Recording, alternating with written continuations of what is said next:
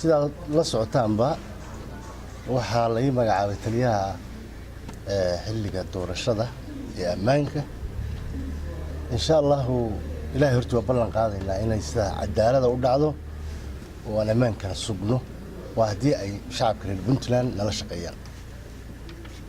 gacan kaliya wax ma goyso mana qaban karayso saxaafada qaybka ammaanka inaan nagala shaqeysaan dadweynaha reer Puntland oo dhanba loo baahan yahay nagala shaqeeyaan insha Allah arrintan waa arrin aan u leenahay maaragtay way arrimo hore shirkii garwan garwatu doorashadii tan ka horeysay intaaba anaga soo daadihineynay sidaan ilaahay uga baranayna ilaahay wuu nagu guuleynayaa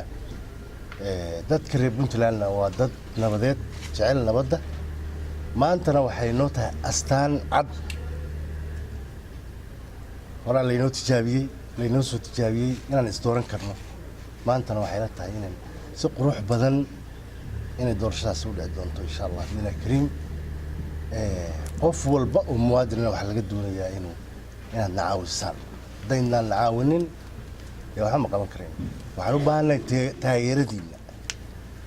taageeradiina waxaan u baahanahay kalsoonidiina annaguna insha Allah waajibaadkana waa gudanaynaa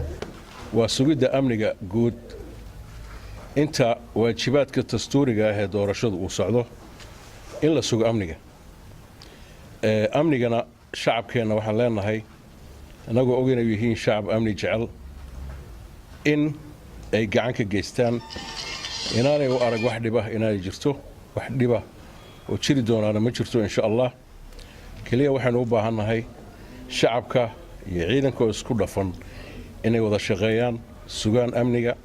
ciidanku kaliya wax ma qaban karo shacabku iyaga waa indho iyo dhigo wixii wax lagu arkay waa iyaga waad la socotaan cadoyo badan baa leenahay muddada yar oo uu socdo waajibaadkaas dastuuriga ah oo doorashooyinka ah inuu u baahannahay inaynu sii xafidno muxuu ahaa digtoonaan dheeraadana aan samayno cadoyo badan oo ku soo gaban karaa jira insha Allah gacan bira lagu qabanaya kuwaasna haddii alla idmo guul baan u rajaynaynaa jananka oo loo magacaabay taliyaha sugidda amniga xilliga doorashooyinka inta ay socdaan ilaahay ku fududeeyo dhammaanteen aad baan idin salaamayaa